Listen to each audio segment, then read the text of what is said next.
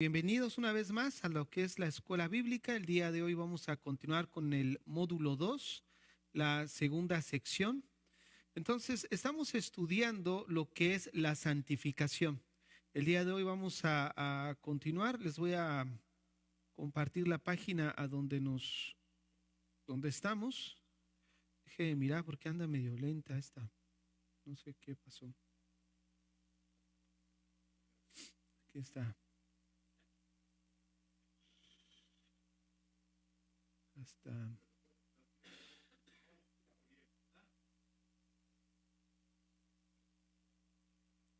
Ok, bueno, pues ahí está mi pantalla.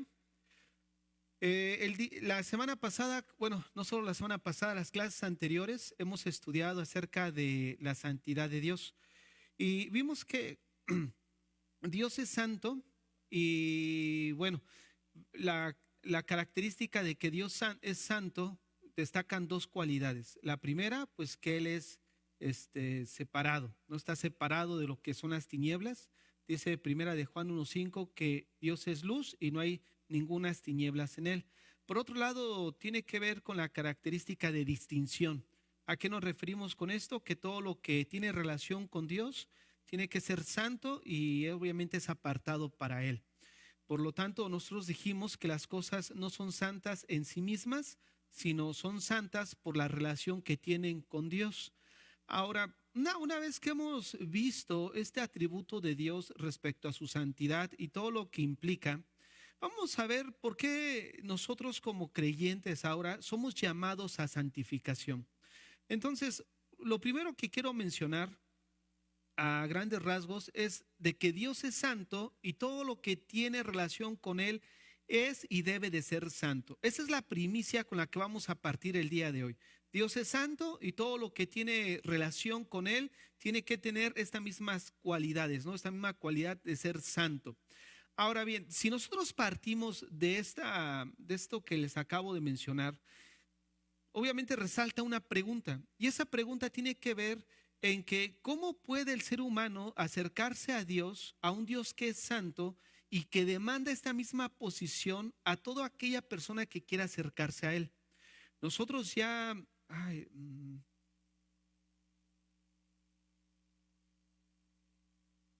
nosotros ya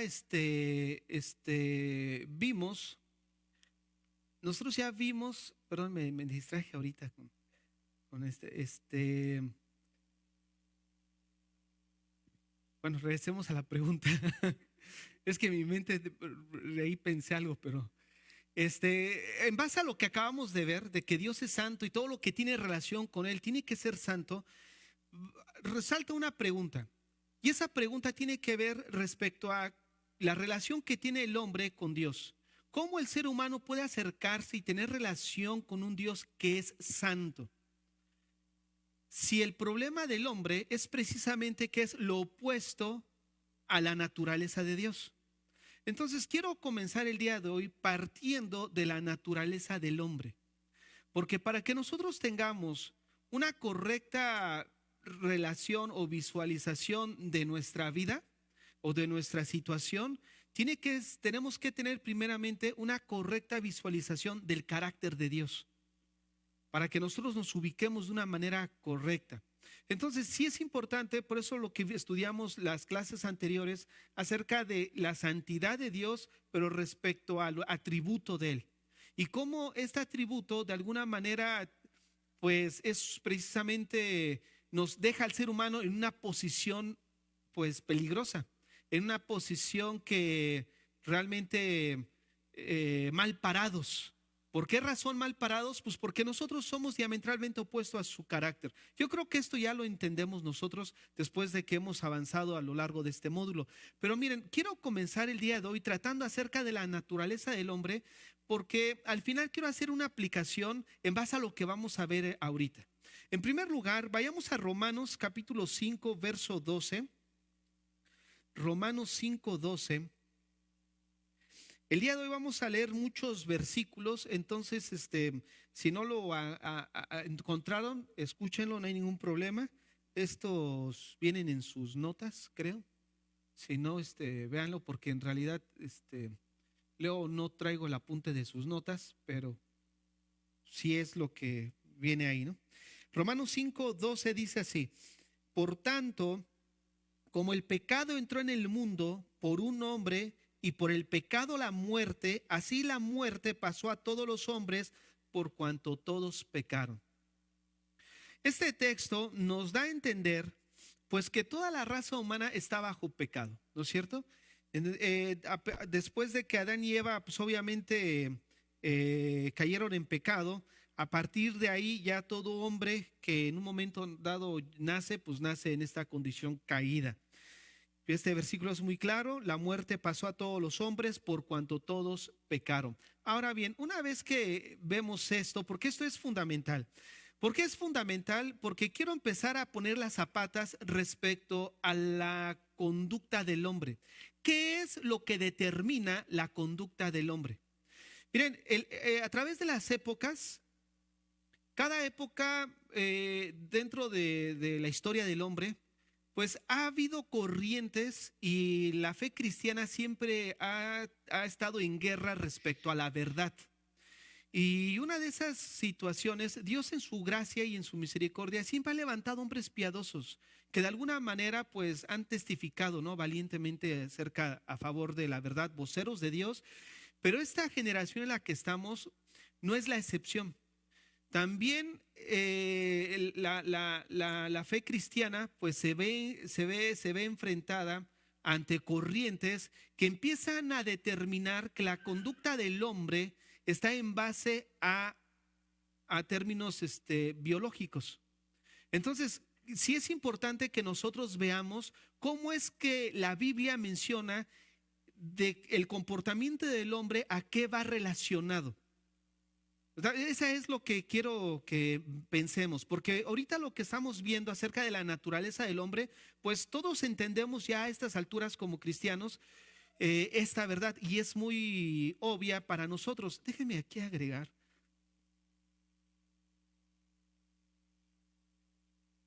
Okay.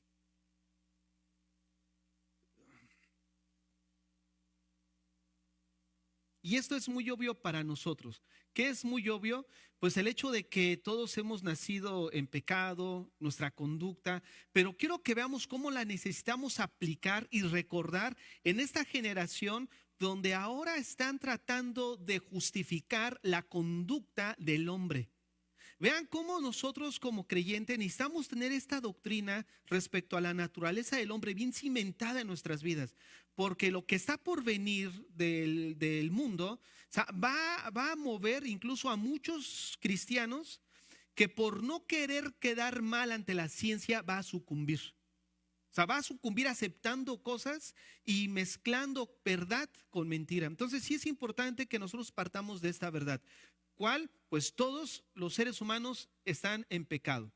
Ahora bien, vayamos a Efesios 2 del 1 al 3, no lo busquen, está ahí en su pantalla. Efesios 2 del 1 al 3, dice ahí en la Biblia que y Él os dio vida a vosotros cuando estabais muertos, ¿en qué? En vuestros delitos y pecados. Observen lo siguiente. ¿Cómo se encuentra el ser humano después de que nosotros acabamos de ver en Romanos 5:12 que todos estamos en pecado? Nos encontramos muertos, muertos en pecado. Ahora, ¿qué tiene que ver esto respecto a que estamos muertos? Bueno, tiene que ver mucho. ¿Por qué razón? Porque una persona muerta en sus delitos y pecados vive en sus deseos, vive en su voluntad y en sus pensamientos ligados a algo que es la carne. Tanto sus deseos van ligados a los deseos de la carne, como la voluntad y los pensamientos también van relacionados a lo que es la carne. Ahora, ¿cuál es el punto de esto? De que observen lo que dice el texto, que Él nos dio vida cuando estábamos muertos. Ahora, un muerto en sus pecados es aquel que vive sujeto a las pasiones de la carne. ¿En qué aspecto? En deseos, en voluntad y en pensamientos. Ahora bien, aquí dice que éramos nosotros por naturaleza hijos de la ira, lo mismo que los demás. ¿Qué es lo que estamos viendo en este texto? Que el hombre es responsable por su conducta. La responsabilidad del hombre respecto a su conducta no está determinada en algo biológico. Está determinada, déjeme, pongo silencio. Es que, bueno, no lo voy a decir aquí porque me están viendo en Facebook. Ahorita que cerremos les voy a decir. Entonces, una de las cosas que sí necesitamos observar es de que tanto los deseos, la voluntad y los pensamientos están relacionados en la carne cuando una persona se encuentra muerto en sus pecados. Ahora, ¿qué de relevancia tiene esto? Mucho. Vayamos a Romanos 8, versículo 7. Romanos 8, 7. Voy a leer desde el versículo 6. Romanos 8, 6.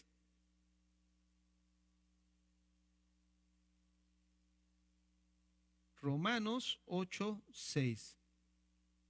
Dice ahí, porque el ocuparse de la carne es muerte, pero el ocuparse del espíritu es vida y paz, por cuanto los designios de la carne son enemistad contra Dios, porque no se sujetan a la ley de Dios ni tampoco pueden.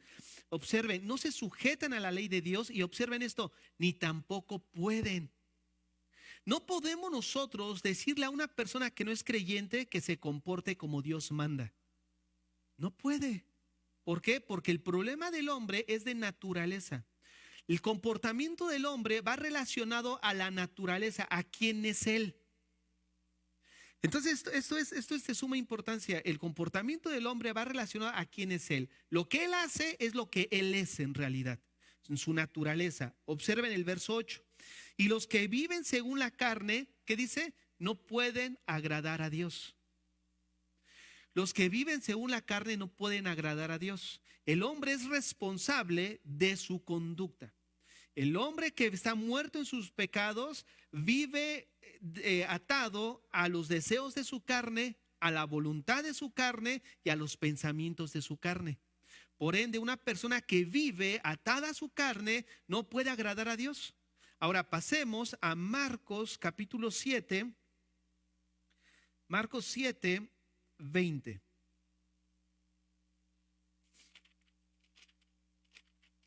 Marcos 7, 20. Del 20 al 23.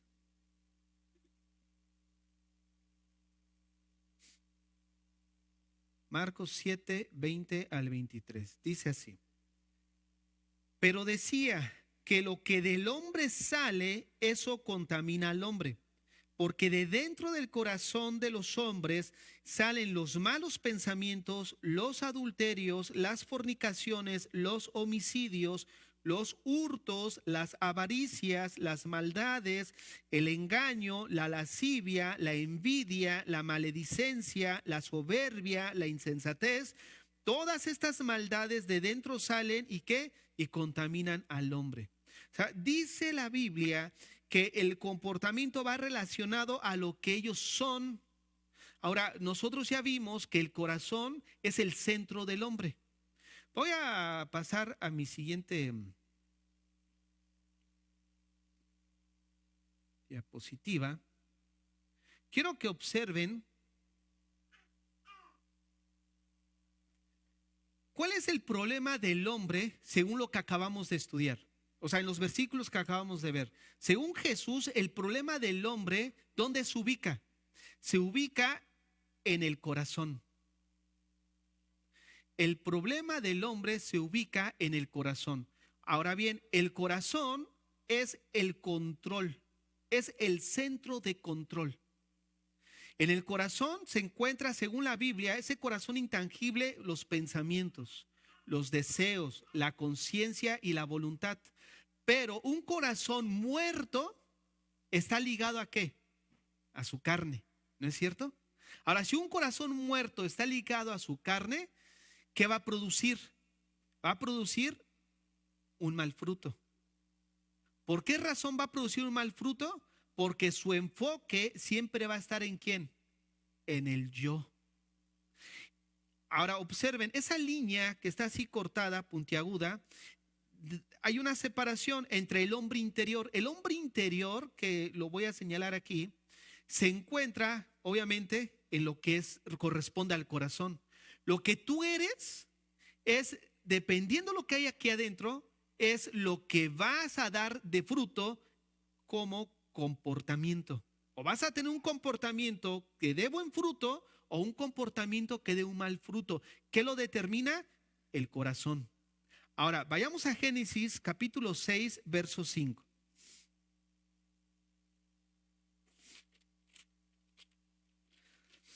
Se los leo. Y vio Jehová que la maldad de los hombres era mucha en la tierra y que todo designio de los pensamientos del corazón de ellos era de continuo solamente el mal. Aquí la palabra designio significa concepción, significa propósito. ¿Cuál era el propósito, la concepción de los pensamientos del corazón de estas personas? Solamente el mal. Lo que se desarrollaba en un comportamiento pecaminoso. ¿Por qué? Porque estaba ligado a qué? A su carne. Todo pensamiento estaba sujeto a su carne. ¿Por qué? Porque él estaba muerto en sus pecados. Pensamientos, voluntades y deseos. Ahora bien, pasemos a Proverbios 4:23.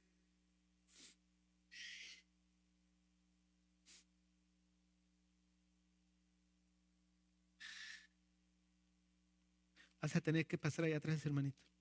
Proverbios 4:23. Que si de por sí el vale no me pone atención, se ríe, imagínate. Menos va a poner atención.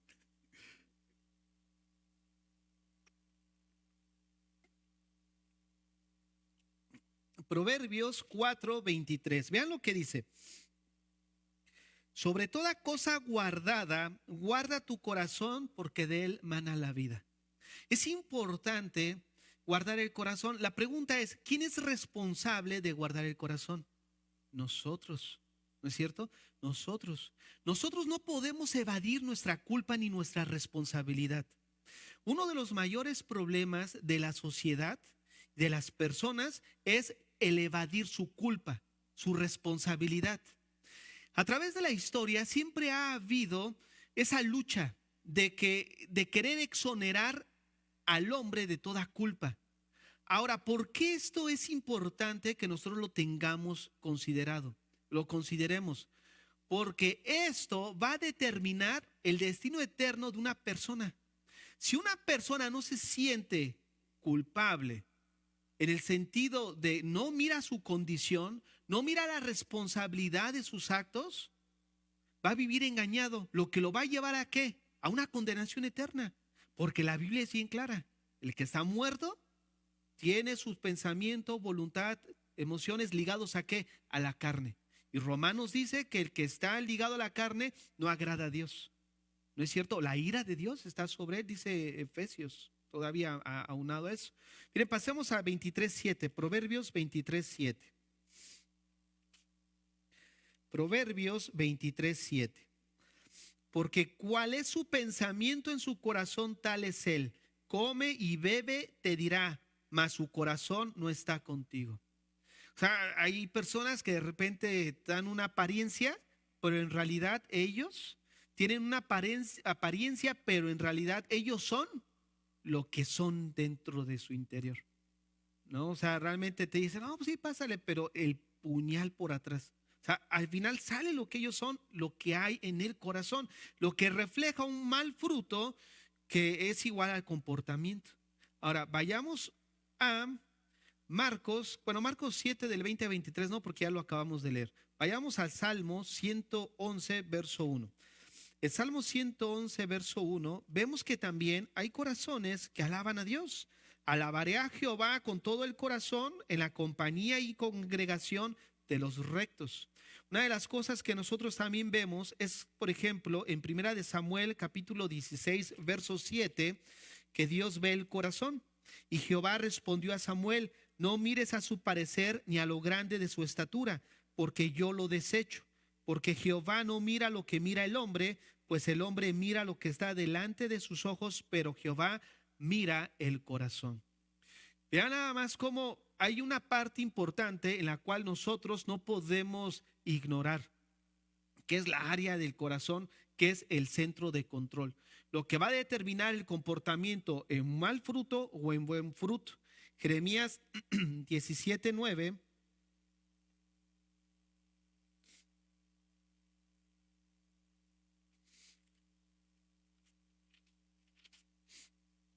Menciona, engañoso es el corazón más que todas las cosas y perverso, ¿quién lo conocerá? ¿Qué quiere decir esto? Que tenemos que tener cuidado de qué, de nuestro corazón. Tú podrás pensar, bueno, pues qué cosa tan sencilla, pero no es así de fácil, porque hay muchos que viven engañados en su corazón. ¿Cuál es la labor de nosotros bíblicamente? Llevarlos a la realidad, ajustarlos a qué, a la objetividad bíblica, al parámetro. Hay dos cosas, uno puede vivir bajo su percepción o puedes mirar bajo la perspectiva de Dios. Y generalmente el hombre busca vivir bajo su percepción, a pesar de que ellos dicen, no, pero es la perspectiva de Dios. Realmente no es así.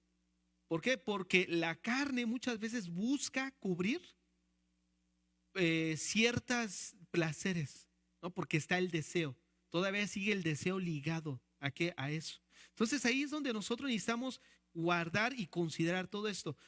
Esto, no sé, bueno, no sé, los que estuvieron en la clase de la escuela bíblica, cuando nosotros estudiamos esta última que estamos dando, que dijimos, ¿por qué es importante estudiar la Biblia? Y dimos dos razones. La primera es para tener cuidado de la falsa doctrina y de los falsos maestros que la producen. Y en segundo lugar, para aconsejar bíblicamente. Y este es el punto al que estoy tratando hoy. La consejería bíblica. La consejería bíblica apunta al corazón del hombre. Y esto es lo que es importante para nosotros, sobre todo estudiantes de la escuela bíblica, porque ¿qué es lo que haces más? Tú podrías predicar una vez a la semana, 2 veces a la semana, pero te la pasas los demás días aconsejando. Aconsejas a tu esposo, aconsejas a tus hijos, aconsejas a tu marido, aconsejas a tu esposa, aconsejas a tu papá. Te la pasas aconsejando siempre. Ve nada más la importancia de poder nosotros tener un enfoque correcto. El enfoque va al corazón. ¿Por qué razón? Porque si nosotros vemos, por ejemplo, allí en la gráfica, mal fruto y buen fruto, al final estos son los efectos de la causa. Es como les he dicho anteriormente, vas al doctor, tengo temperatura, tengo fiebre. ¿El doctor qué va a atacar? ¿La fiebre o va a atacar la infección que te está produciendo la fiebre? O sea, va a ir. Entonces tú puedes decir, es como lo que vemos en el mundo. Oye, es alcohólico, metámoslo a AA, recluyámoslo ahí para que ya se desintoxique, ¿no? Drogadicto, lo que sea, y ya salga.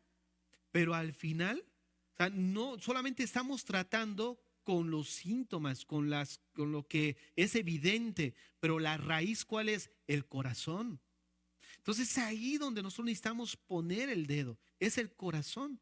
Ahora, ¿por qué estamos tratando de esto? Porque fuimos llamados a qué? A santificación. ¿Por qué razón? Porque Dios es santo. Nosotros tenemos que ir a la raíz, el corazón. Ahora, por ejemplo, a Jeremías ya vimos. Vayamos a Jeremías 17, ya que estamos ahí del 5 al 10. Jeremías 17 del 5 al 10, hablando acerca del comportamiento. Así ha dicho Jehová, maldito el varón que confía en el hombre y pone carne por su brazo y su corazón se aparta de Jehová. Será como la retama en el desierto y no verá cuando viene el bien, sino que morará en los sequedales en el desierto, en tierra despoblada y deshabitada. Bendito el varón que confía en Jehová y cuya confianza es Jehová, porque será como el árbol plantado junto a las aguas, que junto a la corriente echará sus raíces y no verá cuando viene el calor, sino que su hoja estará verde y en el año de sequía no se fatigará ni dejará de dar su fruto. Observen el fruto, observen el comportamiento, o sea, el comportamiento va ligado pues al buen fruto, ¿de acuerdo a qué? Al corazón, donde él puso el enfoque. ¿Dónde está poniendo el enfoque esta persona? El enfoque está en la persona de Dios. En este caso nosotros estamos enfocando a la persona de Jesucristo. Entonces vean el verso 9, perdón. Engañoso es el corazón más que todas las cosas y perverso. ¿Quién lo conocerá?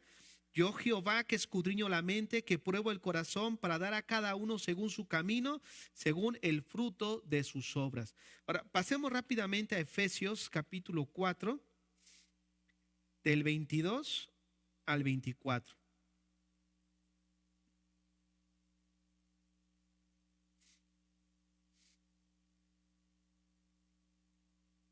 Efesios 4, del 22 al 24.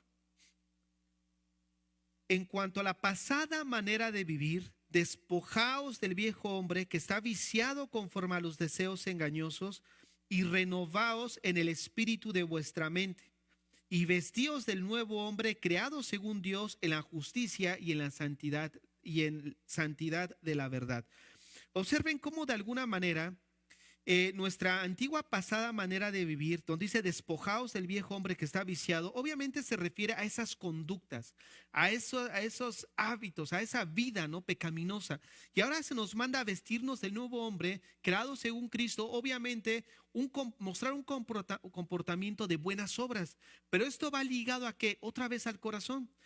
Pero quiero aquí mostrarles algo. Miren, vamos a leer el verso 2 y el verso 24. En cuanto a la pasada manera de vivir, despojaos del viejo hombre que está viciado conforme a los deseos engañosos y vestíos del nuevo hombre creado según Dios en la justicia y santidad de la verdad. Si nosotros simplemente mandamos a la gente a despojar y a vestirse, ¿saben qué es lo único que estamos haciendo? Estamos moralizando a las personas. Lo mismo que hace el mundo. El mundo, ¿qué te dice? No hagas esto, haz esto. Mira, está la norma esta, está la regla esta, sigue esta norma, sigue esta regla. Deja este comportamiento y esta regla determina el comportamiento que debemos de seguir. ¿Qué es lo que están haciendo? Moralizando.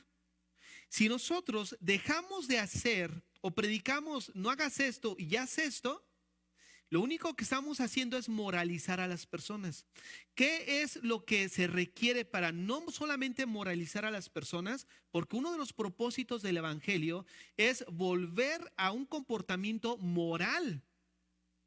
¿A qué me refiero con esto? Que una persona que era borracha, si ha venido a Cristo, ¿qué se requiere? No solamente venir a la iglesia, se requiere que un comportamiento moral aceptable a los ojos de Dios. Pero no podemos basar en hacer reglas nada más. Cuando nosotros decimos a nuestro hijo, no hagas esto, haz esto, no hagas esto, haz esto, y nosotros crecemos así en la iglesia, de reglas, de hacer esto, lo único que estamos haciendo es fariseos, legalistas. No hagas esto, haz el otro, haz aquí, y reglas, reglas, reglas, reglas.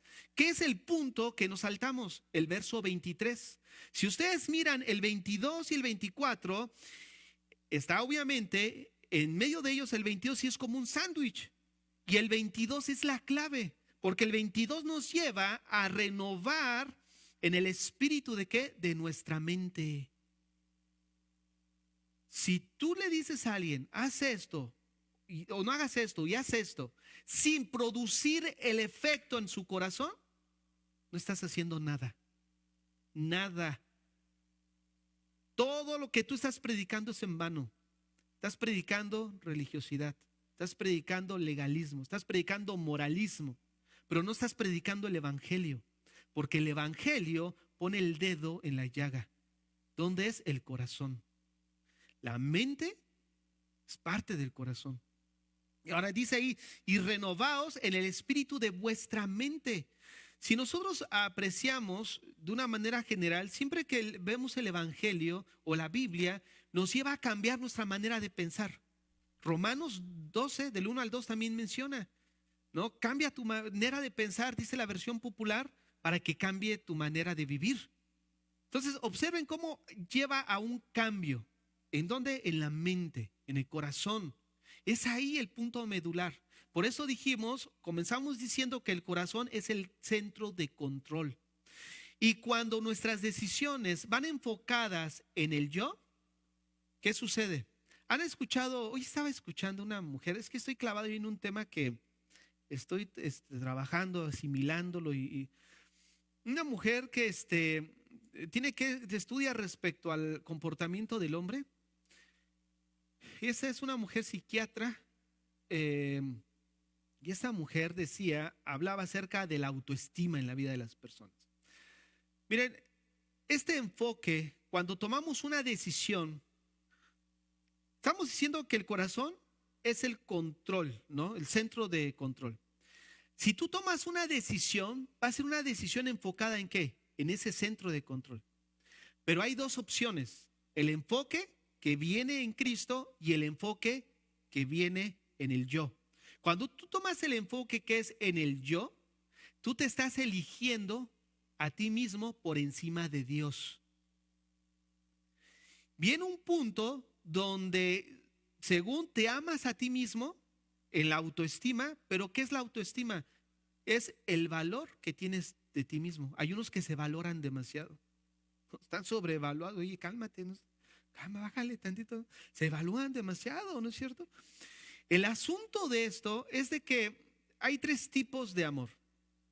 El primero que voy a tratar aquí, que produce un mal fruto y que va relacionado al enfoque de yo, es precisamente el amor propio carnal. Aquí lo menciono. Hoy no lo agarré. Espérenme, lo voy a rayar. El amor propio, pero carnal. ¿Cuál es este? Cuando el hombre se ama a sí mismo más que a Dios. Como ahorita lo decía. Más que a Dios implica incluso oponerse a Dios. ¿Por qué oponerse a Dios? Porque tú estás tomando una decisión que es opuesta al enfoque de Dios. Por eso tú te estás escogiendo. Miren, ¿qué pasó con Adán y Eva en el huerto del Edén? ¿Por qué ellos cayeron en pecado? Porque se escogieron a ellos mismos. Ellos eligieron a ellos mismos. O sea, ellos eligieron su prosperidad espiritual. Entonces, una de las cosas que lleva el elegirse a sí mismo, un menosprecio a las cosas de Dios. Y este es un amor propio, pero es desordenado, que produce alejamiento de Dios para mantenerse del lado egoísmo carnal, siempre prefiriéndonos nosotros mismos. Y eso es un grave problema que se vive en la actualidad. El hombre siempre acaba amándose a él mismo. Pero encontramos también un enfoque, bueno, este enfoque que es en el yo, obviamente va a producir un mal fruto en su comportamiento. Pero también tenemos otro enfoque, que es el enfoque con Jesucristo.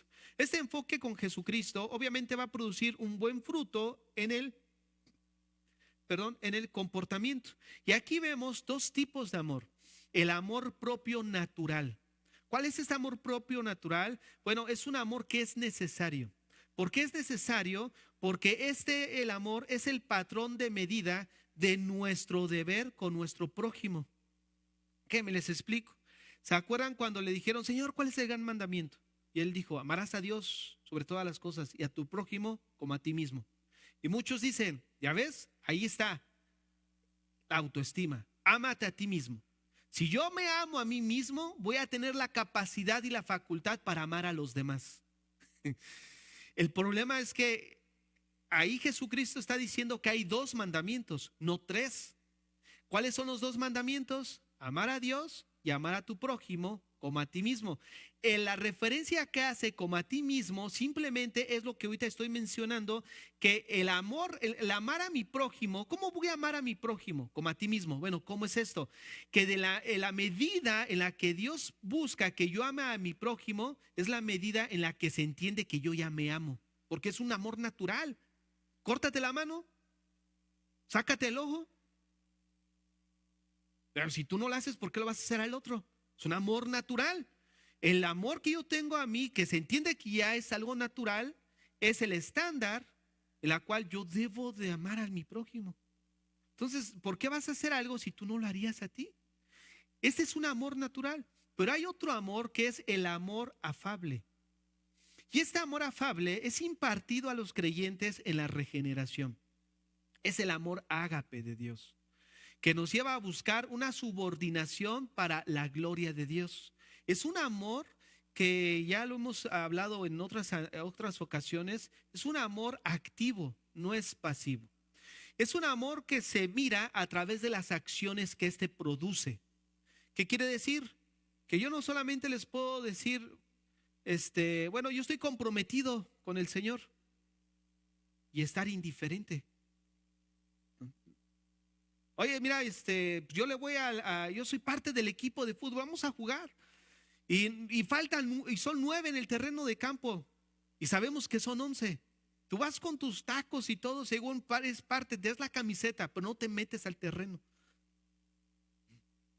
No, el amor ágape es aquel que se demuestra a través de las acciones. Yo te amo y lo demuestro a través de lo que mi amor hacia ti va a producir. Atención, plática, compromiso, entrega. Entonces es un amor que nos lleva a buscar que la gloria de Dios, que la gloria de Dios sea pues exaltada. Entonces este tipo de amor es un amor que obviamente tiene el enfoque de Jesucristo y por ende va a producir un buen fruto. Entonces quiero que observen cómo es que el comportamiento de cada uno de nosotros va relacionado al fruto de acuerdo al enfoque con el que tomes las decisiones. Pero ese enfoque va a ir relacionado al centro de control. ¿Qué es lo que hay en tu corazón? ¿Qué hay en tus pensamientos? ¿Qué es lo que involucra el corazón? Miren, vayamos ahí a Mateo 9:4. Mateo 9:4. Hablar de santificación es hablar en tener un enfoque en Jesucristo. Hablar de santificación es hablar de que hay una vida de santificación donde mis pensamientos antes me controlaban, pero ahora ya no. Donde mis deseos antes pues, me estaban dominados a la carne, pero ahora ya no. Donde mi conciencia y mi voluntad también estaban subyugadas a la carne, pero ahora ya no. Mateo 9:4. Y conociendo Jesús los pensamientos de ellos, dijo: ¿por qué pensáis mal en vuestros corazones? Que leímos en 1 Samuel 16:7, Él conoce los corazones. Tú podrías decir, bueno, pero la clásica, ¿no? Es que Dios conoce mi corazón. Mira, no necesitamos ser Dios, porque eso es algo propio de Él, una característica de Él. Pero Él sí nos dejó una muestra en la Biblia de cómo poder ver qué tipo de corazón puede manifestar una persona. ¿A través de qué? A través de los frutos. Ahorita lo estamos viendo aquí en la gráfica. Das un mal fruto, ¿por qué? Porque tienes un mal corazón. Das un buen fruto porque tienes un buen corazón enfocado en Cristo, y el mal fruto estás enfocado en ti, en el yo, que se manifiesta en un comportamiento externo. Por eso aquí manejo el hombre externo. Mire, ahí ya lo rayé. El hombre externo. El hombre externo se va a manifestar a través de un comportamiento de un mal fruto o de buen fruto. No necesitamos, no, que es que ustedes no conocen mi corazón. No nos hagan con eso aquí. No, mira, tu comportamiento está determinando lo que somos. Tú no vas a hacer lo que no eres en realidad, a menos que seamos unos grandes hipócritas. Porque puede suceder, da ser caso. La conciencia está tan cauterizada que ya es el último grado de insanidad mental en el que se puede encontrar un cristiano. Tú podrías ser, pastor, ¿habrá de esos cristianos? Claro, lo vimos el martes, lo voy a tocar el domingo, el caso de Lot. Lot era un genuino hijo de Dios. Sin embargo, ¿qué fue? Fue puro, pues nunca se metió al terreno de juego. No estuvo ahí, así como que cruzado. Sí se mortificaba por la situación, pero nunca se mostró esa vida desarrollada en Cristo, ¿no es cierto? Entonces vemos que nuestros pensamientos, Jesús dice: ¿por qué maquináis, caviláis en sus pensamientos? Vamos al Salmo 139, verso 23. Salmo 139, verso 23. Examíname, oh Dios, y conoce mi corazón, pruébame y conoce mis pensamientos. Miren, una persona para que diga eso, es porque dices, no, hombre, Pues es como cuando Pablo dijo, ¿sabes qué? Yo estoy dispuesto a que me pongan a contraluz y vean que soy transparente. Manches, la verdad que está cañón, como dicen allá, ah, qué increíble, ¿no? Señor, examíname, oh Dios, conoce mi corazón, pruébame, pruébame y conoce mis pensamientos. Qué increíble, ¿no? Pasemos a segunda a los Corintios, capítulo 10, verso 5.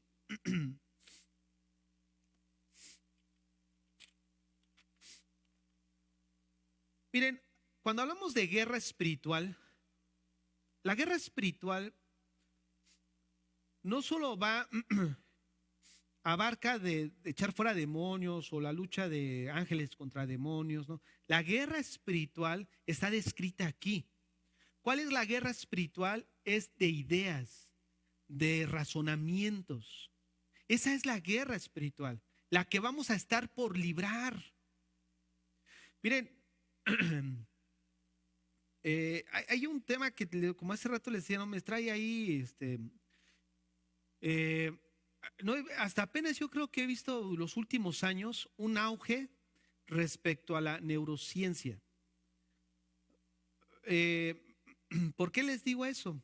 Porque ellos están determinando el comportamiento del hombre de acuerdo a ciertas sustancias que no está segregando el cerebro. Entonces ellos aluden que el comportamiento de una persona resulta normal de acuerdo a su cerebro. Ahora, esto está trayendo que está poniendo como base la biología como la base del comportamiento del hombre. Si el comportamiento del hombre está en base a algo biológico, ¿dónde entra su responsabilidad? ¿Dónde entra su culpa? ¿Y dónde entra su libre albedrío? De entrada, ellos asumen que no tiene libertad el hombre. ¿Cómo puede tener libertad el hombre cuando su cerebro no está segregando esa sustancia? ¿No? La oxitocina, si no me equivoco bien, es lo que todos los que según ellos dicen, o sea, todavía sigo investigando, ¿no? Creo que estoy checando de que todos los que se suicidan tienen esa característica, no tienen eso. Entonces, la idea de ello es, pues, ¿cómo puede ser culpable a alguien que le tiene eso en su cerebro, ¿no? O sea, ¿cómo? Entonces, otra vez, ¿cuál es el punto de partida? Exonerar al hombre de toda culpa.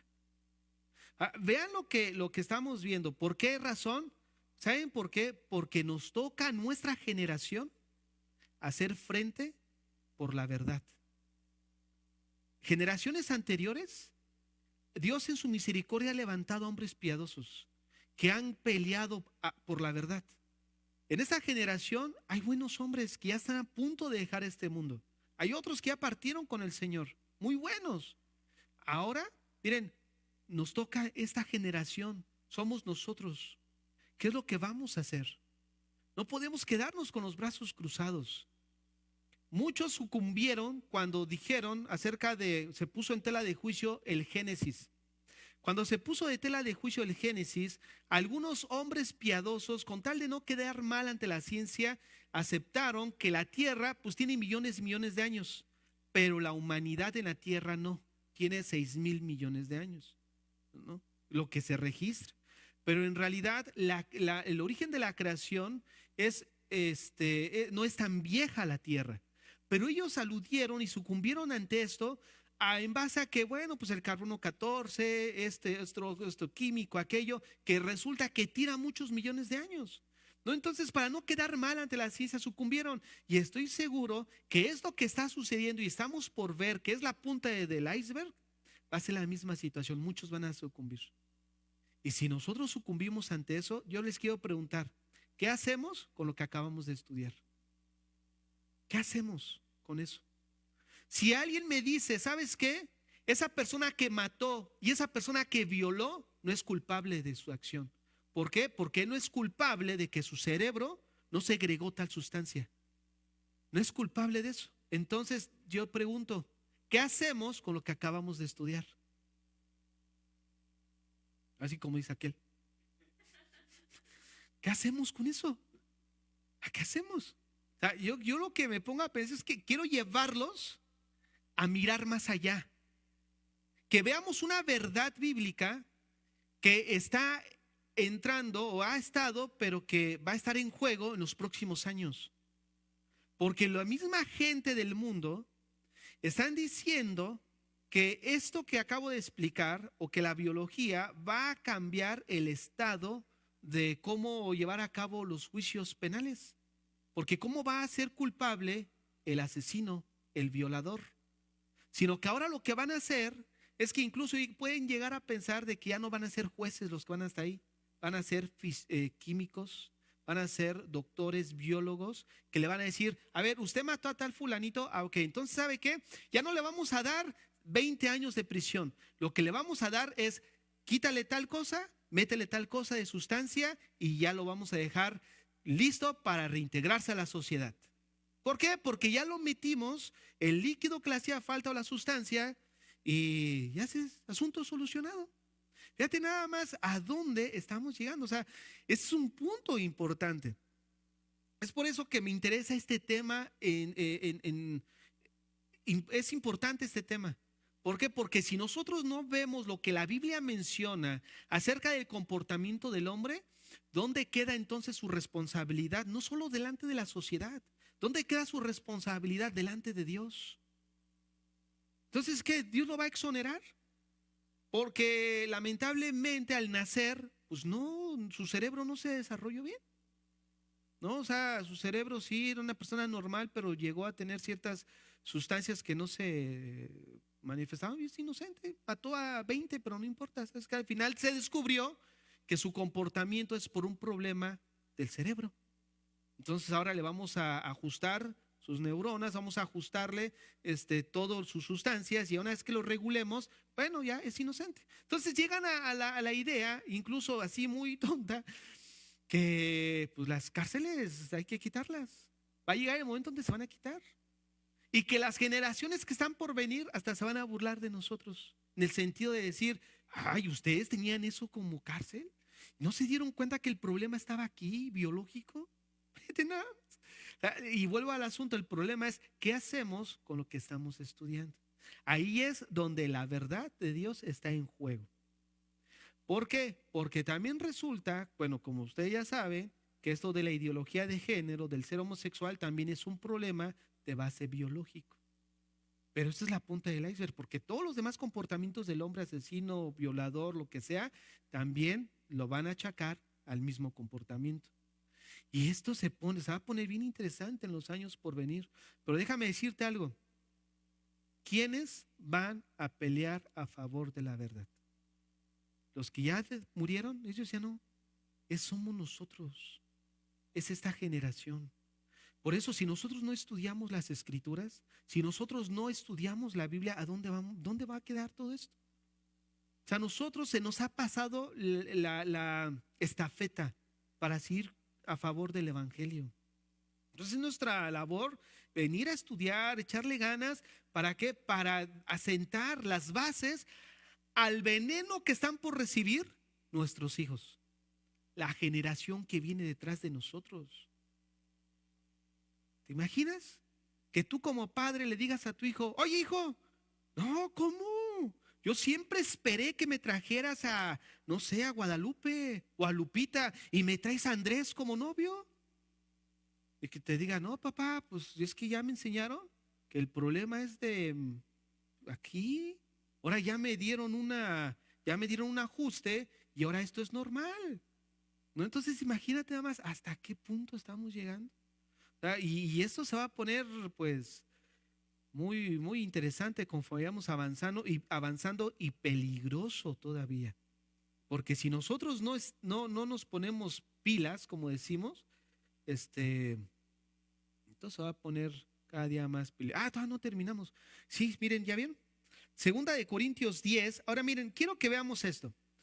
Por un lado, el mundo exonera al hombre de su responsabilidad. Pero quiero decirles algo. Nosotros no nos quedamos atrás. ¿Saben por qué? Es alcohólico. Alcohólico, viene a la iglesia, sí. Oye, todavía sigue, sigue siendo adúltero y viene a la iglesia. Oye, sigue siendo tal y viene a la iglesia.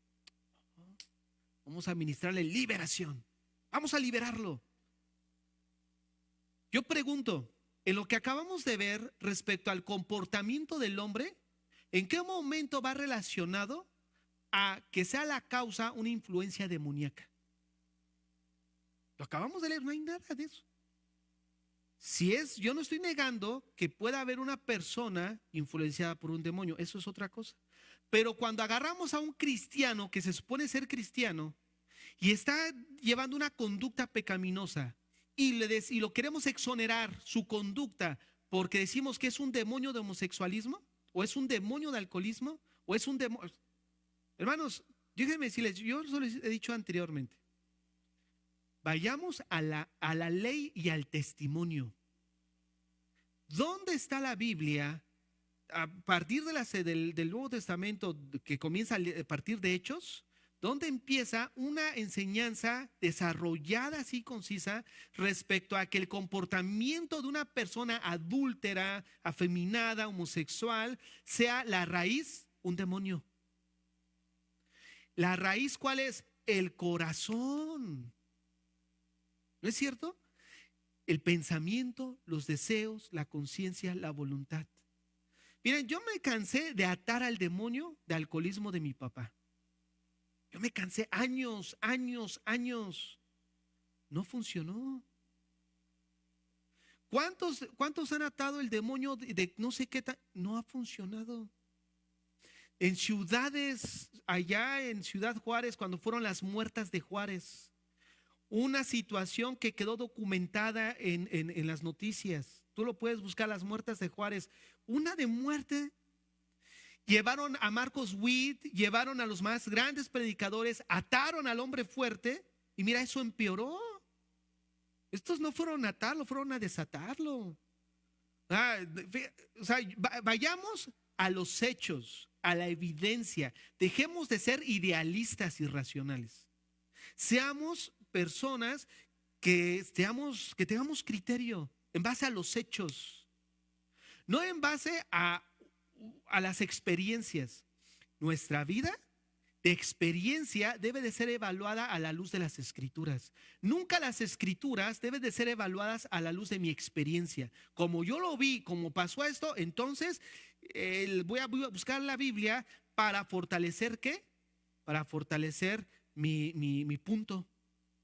Y así no se estudia la Biblia. Por eso hay que estudiar ¿qué? Hermenéutica. Miren, yo he visto un mal. ¿Cuál es el mal? Que muchos toman el curso de hermenéutica, pero lo toman como un curso, como si estuvieran tomando un diplomado en una escuela secular, y ya nada más lo tomaron. Sí, oye, tomaste el diplomado, sí, sabes tal cosa, sí, pero nunca lo aplicaron. Nunca lo aplican al estudio personal de las escrituras. Ese es un gran mal. Y ustedes como estudiantes de la escuela bíblica, ya se está dando el curso de hermenéutica el sábado, que es un curso básico. Vamos a ir más adelante después al avanzado, pero sí se necesita que pues considerar eso, porque si nosotros no consideramos eso y pensamos, fíjate, llegamos a pensar, oye, ¿ya viste ese punto de la Biblia? ¿Cómo es que nadie lo vio? Pues ahí estaba, pues nadie lo vio porque no existe, eres el único que lo está viendo, cabezón. ¿No es cierto? O sea, si tú vienes a la Biblia y estás sacando y tienes una idea, pero no hay un respaldo, no hay algo que, oye, sí, mira, oye, testimonios, sí, tiene esto. ¿De dónde lo sacaste? No, es que yo tuve la idea. Ah, tú tuviste la idea. Bueno, a ver, vamos a ver al texto. Vayamos al texto. El texto es el que determina el significado, no yo. Yo como intérprete no digo qué significa el texto. Es el texto el que determina el significado del mismo. Entonces, si nosotros no aprendemos estas reglas básicas, pues vamos a venir a la Biblia y la vamos a interpretar como yo quiera. Y entonces lo único que hacemos es alegorizar la Biblia. ¿Qué es alegorizar la Biblia? En la alegorización no hay límites más que tu imaginación. ¿Por qué? Porque tú puedes alegorizar la Biblia de acuerdo a qué tanto nivel de imaginación tengas. Tú le vas a dar el significado que quieras, pero es algo que el contexto no lo tiene. La regla fundamental es que la Biblia se interpreta a sí misma. Hay un sistema de pensamiento consistente desde el Génesis hasta el Apocalipsis. Yo no puedo venir y tomar Hechos y tomar el libro de Hechos de un compendio de 66 libros y aislarlo de toda la idea desde el Génesis hasta Apocalipsis, porque es un mismo autor. El autor hizo los 66 libros. Entonces, esto habla de unidad y de consistencia. Hay un pensamiento consistente. No es de que diga algo aquí y se contradiga de este lado, no. Si yo tomo algo aquí, esto va a empatar y engranar con todo lo demás libros de las Escrituras. Y si alguien no lo vio es porque no está ahí. No está ahí. Mira, yo me acuerdo que hace un tiempo estábamos en una reunión y una hermana bien intencionada dijo, no, yo ya leí los libros apócrifos. Yo no entiendo por qué no están en la Biblia. Yo considero que deben de estar en la Biblia. Yo me quedé pensando, no puede haber una persona más soberbia y arrogante. O sea, que tú lo leíste en el original y descubriste que, según tú, sí debe de, o sea, que sí debe de estar. O sea, yo pregunto, ¿en base a qué una persona puede determinar qué sí puede entrar y qué no puede entrar? Si no fue escrita en español. Y aún si hubiera sido escrita en español, o sea, ¿en base a qué? ¿No es cierto? O sea, miren, nosotros necesitamos tener cuidado en nuestro corazón, ¿no? Y mirar que realmente pues hay personas que tuvieron tiempo, horas, preparación increíble, que nos pueden dar un punto de vista más atinado de las Escrituras. Los mismos que nosotros escuchamos, el pastor de Guadalajara. ¿Tú crees que él no tiene un punto más atinado que el de nosotros, con tantos años de recorrido? Ahora, ¿qué pasaría si él escribía un libro de esos puntos? ¿Lo leeríamos o no lo leeríamos? Yo solamente los quiero dejar pensar. Esa persona que está allá tiene años en el Evangelio, experiencia. ¿Tú sabes cuántas experiencias no pudiera tener? Tantos entendimientos de las Escrituras que a nosotros nos ayudaría a ver un pasaje que yo no lo entiendo, pero que al venir él y verlo, yo tendría entendimiento. Fíjate nada más. O un libro o un contexto histórico. ¿Cómo yo voy a saber cómo es que ellos vivieron? Fíjense, cómo es que ellos se condujeron. Cuando tú lees el Antiguo Testamento, Isaías, Jeremías, dice que los techos tenían como ramas y cosas así. Por ejemplo, cuando dicen que llevaron al paralítico, cuando estaba toda la casa llena y abrieron el techo y bajaron. ¿De qué hace? Abrieron el techo. Vamos a abrir el techo, que hay que quitar varillas, hay que quitar cemento, hay que quitar varias cosas. ¿Cómo le hicieron estos? Ahora la pregunta es, ¿cómo lo hicieron? Bueno, pues por la forma en la que estaban hechas sus casas. Si nosotros no vemos cómo estaban hechas las casas, entonces no va a tener sentido el texto para nosotros. Igual en el Antiguo Testamento, cómo fueron construidas sus casas. Y ahí es donde ya tiene sentido lo que estamos nosotros leyendo. Pero no vamos a tener el razonamiento aislados del contexto. ¿Qué nos lleva al contexto? Miren, los libros nos llevan a viajar a través de los años. Atrás, ¿cómo yo sé de los mayas? ¿Cómo sabemos de los totonacas? ¿Cómo sabemos de la historia? A través de los libros. ¿No es cierto? No seamos soberbios en nuestro corazón. Porque al final, nosotros ¿qué necesitamos hacer? Mirar todo lo que leemos, tomar lo bueno y desechar lo malo. No comernos todo, porque hay también hay un balance. Si tú vas y te quieres comer todo, no, hay que filtrarlo a la luz de la Biblia. Filtrar todo. Y es ahí el equilibrio en nuestras vidas. Miren, por ejemplo, vamos a ver aquí el verso 1. Yo, Pablo, os ruego por la mansedumbre y ternura de Cristo. Miren, yo no sé cómo anden de tiempo, pero al final, como a rato me voy a quedar a orar, yo tengo tiempo. Y los que no vinieron, pues se van a quedar en su casa, porque vinieron pues para no orar. Pero entonces no vinieron, pues me van a aguantar ahora ahí el tiempo. Yo tengo aquí un gran material, no quisiera terminar a medias. Entonces, si alguien de aquí, yo voy a entender, va a salir, no hay problema. Entonces, yo me voy a tirar hasta que termine lo que tengo preparado. Antes en la escuela bíblica, cuando lo hacíamos aquí los sábados, nos tirábamos 3 horas seguidas. Entonces estoy acostumbrado. Aparte de que miren, por eso ya tienen sillas cómodas para que se echen su pestañita. Ahí. Entonces, con todo respeto, de verdad, si tienen que salir no hay ningún problema, no me molesto. Dice, yo Pablo os ruego por la mansedumbre y ternura de Cristo. Yo que estando presente, ciertamente soy humilde entre vosotros, mas ausente soy osado para con vosotros. Ruego pues que cuando esté presente no tenga que usar de aquella osadía con que estoy dispuesto a proceder resueltamente contra algunos que nos tienen como si anduviésemos según la carne.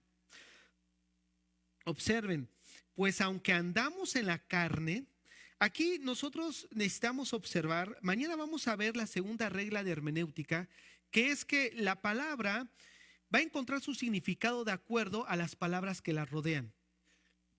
Por ejemplo, aquí estamos usando la palabra carne en el versículo 2 y en el versículo 3, pero se está usando en diferente contexto.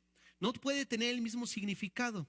¿Qué determina el significado de una palabra? Las palabras que la rodean. Si tú vas al diccionario y vas a buscar una palabra como la palabra banco, te va a dar el diccionario el significado de esa palabra. El significado de la palabra banco tiene muchos. Por ejemplo, un banco, una institución financiera. Banco, una cosa donde descansar. Banco, un banco de peces en el mar. Tiene muchos significados. Pero una palabra que es lo que nos da el significado el diccionario, cuando entra a formar parte de una oración, deja de ser una palabra y se convierte en un término. Ahora, ese término encuentra su significado de acuerdo a las palabras que lo rodean. No podemos nosotros definir carne aquí igual que en el versículo 3 carne. Porque en el versículo 2 carne, cuando dice que ellos dicen que yo ando según la carne, se refiere a un hombre natural, a un hombre que está muerto en sus pecados, como lo que habíamos estudiado. Y en el verso 3 dice, aunque andamos en la carne, no se refiere a que él anda mundanamente, sino que aunque andamos aquí en la carne, pues no somos extraterrestres, o sea, somos humanos, andamos aquí, ¿no? Entonces, vean el contexto, o sea, el juego de ideas. Entonces, no se refiere a lo mismo. Entonces, en el verso 3 dice, pues aunque andamos en la carne, no militamos, vean, el mismo contexto nos da la razón, no militamos según qué, la carne, o sea, yo soy en la carne porque soy humano, pero no ando según una persona muerta en sus pecados. ¿Qué es una persona muerta en sus pecados? Cuando su mente, voluntad y emociones están ligadas a su carne. Pablo dice, yo soy humano, pero mi carne, yo no estoy subyugado a esas pasiones, descompuesto. Eso es lo que está diciendo. Ahora, el verso 4 dice, porque las armas de nuestra milicia no son carnales. Ahora bien, ¿cuáles son las armas de nosotros como iglesia? Según Efesios 6, la única arma que es así ofensiva es la palabra de Dios. Una de las mayores armas que nosotros tenemos como cristianos es la oración y la palabra, pero en el contexto se refiere a la palabra de Dios. ¿Cómo lo sabemos? Vamos a ver. Porque las armas de nuestra milicia no son carnales. Fíjate, no son carnales. Ahorita voy a tratar eso más adelante, pero quiero adelantarme un poco. ¿Qué pasa cuando una persona que llamándose cristiano y sea cristiano genuinamente manifiesta un comportamiento desordenado? O incluso un problema psicológico. ¿Lo mandamos con el especialista? ¿Lo mandamos con el psicólogo? Porque aquí dice que nuestras armas de nuestra milicia no son ¿qué? No son carnales. O sea, nuestras armas dentro del comportamiento humano debe de estar determinado por la gente del mundo, sino por la palabra de Dios, lo que nos compete a nosotros. Ahora vean lo que dice. Porque las armas de nuestra milicia no son carnales, sino poderosas en Dios para la destrucción de fortalezas. Observen, dos términos, destrucción. ¿Qué significa destrucción? Demolición. ¿Qué vamos a demoler? Fortalezas. ¿Qué significa fortalezas? Argumentos. Significan ideas. Ahora bien, ¿cómo vamos a derribar esos argumentos y esas ideas? Con la palabra de Dios. Les voy a poner un ejemplo. Yo ya se los puse anteriormente. Cuando fui a México hace La primera vez después de 12 años, resulta que me dieron la oportunidad de ir a ver a mi papá al centro de rehabilitación. Y digo, me dieron la oportunidad porque no había visitas, entonces hicieron una excepción. Entro, sale mi papá ya de 70 y tantos años y me dice, hijo, ¿cómo estás después de tantos años? Ya se imaginará, ¿no? Y resulta que después me dice, hijo, perdóname. Digo, ¿por qué? Perdón, porque yo no sabía lo que tenía. Ahora entiendo lo que tengo. Ahora me doy cuenta que estoy enfermo. Por eso yo era así. Fíjate nada más, los alcohólicos piensan que están enfermos. Cuando una persona piensa que su pecado es una enfermedad, es por eso que se ven en la necesidad de ir a terapias y no ven la necesidad de un arrepentimiento. Fíjate nada más, o sea, volvemos a lo mismo. ¿Dónde está el punto de partida? El corazón. O sea, ¿qué es lo que está determinando la conducta del hombre? No una enfermedad. No, ¿qué es lo que está determinando? No una enfermedad, sino es el corazón corrupto. ¿Por qué? Porque si nosotros decimos que la conducta del hombre es originada de una enfermedad, estamos diciendo que es de origen patológico. ¿Qué significa esto? Que es de origen de una enfermedad, lo cual lleva a eximir a la persona de toda responsabilidad, por ende de toda culpa. ¿Sabes qué? Estoy enfermo, entonces ¿qué se requiere? Pues la compasión para un enfermo. El que estuvo ahora de COVID, ¿no? Algunos me miran así con mucha compasión y, ay, hermano, mire, le traje ahí sus cacahuates o X cosa. O sea, miramos a los enfermos de COVID con compasión, ¿no? Con empatía. Oye, pues está enfermo. Oye, yo he visto casos donde la mujer le dice, es que él está enfermo, yo lo tengo que ser considerada con él. Está enfermo, ¿y de qué está enfermo? Pues tiene arranques de ira, violento, está enfermo. Entonces imagínate nada más. O sea, volvemos a lo mismo. La Biblia menciona que el problema está en el corazón. Entonces, es increíble este tema. Por eso estamos viendo aquí que la palabra de Dios, entonces observen, es que mi comportamiento es en base a que yo soy alcohólico y estoy enfermo. Entonces, ¿qué hacemos? Con la palabra de Dios derribamos ese argumento, esa idea, esa fortaleza que tiene en su mente. No es una enfermedad. La Biblia menciona que es un comportamiento y que es pecado. Es que yo me identifico con una mujer en un cuerpo de niño. Espérame. No es una enfermedad ni es un problema de que te falte algún líquido, una sustancia en tu cerebro. No, sino que ¿qué es el homosexualismo a la luz de la Biblia? Un comportamiento aprendido. Ahora, si es un comportamiento aprendido, ¿cómo se debe de corregir? Cuando alguien me dice, pero pastor, a mí me consta que el niño desde que nació ya tenía sus tendencias. Yo les digo, sí, yo te creo. ¿Por qué? Porque no hay que olvidar, ¿con qué comenzamos? La naturaleza pecaminosa. Fíjate nada más cómo grandes dilemas se resuelven por algo que muchas veces, ya lo sé. Y como ya lo sabes, pasa así insignificante. Y eso que resulta así insignificante es donde vamos y ¿sabes qué? Sí es verdad que el niño desde que nace puede ser eso, pero no porque tenga un problema en su cerebro, sino porque es algo propio de una naturaleza caída. Heredamos la naturaleza pecaminosa de Adán, ¿no lo leímos en Romanos? Por cuanto uno pecó, todos hemos pecado. ¿Dónde está el problema? En la naturaleza, según la palabra de Dios. Entonces, es aquí, ¿cómo vamos a derribar esos argumentos?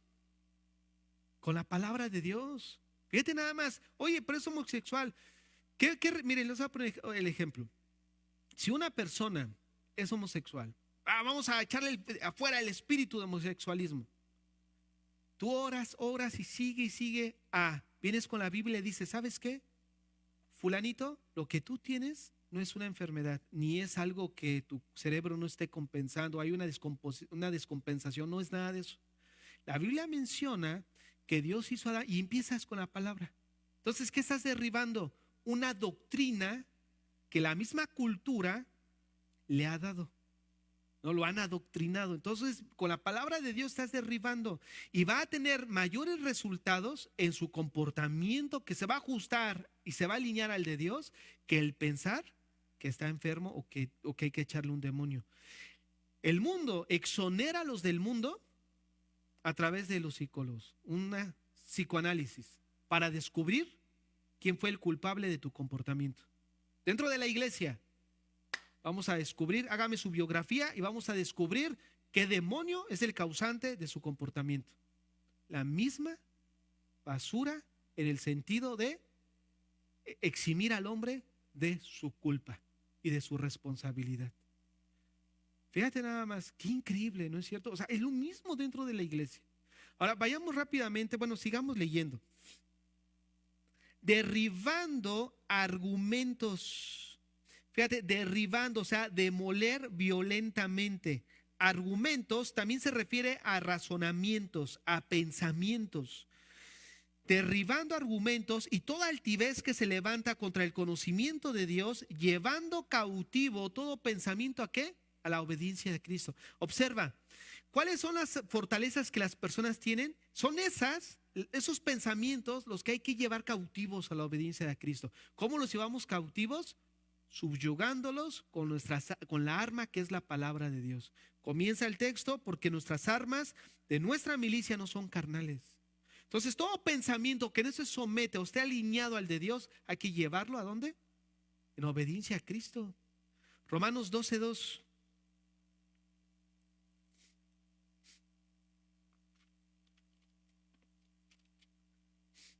No os conforméis a este siglo, sino transformaos por medio de la renovación. Fíjate otra vez en tu mente, renovación. Aquí renovación se refiere a un ajuste en la visión moral. La visión moral y espiritual y del pensamiento, pero que tenemos de la cultura a la mente de Dios. O sea, eso, renovación, renovar tu mente que está habituada a una cultura, pero alinearla a los pensamientos de Dios. De nuestro entendimiento, para que comprobéis cuál sea la buena voluntad de Dios, agradable y perfecta. Marcos 2:6, rápidamente.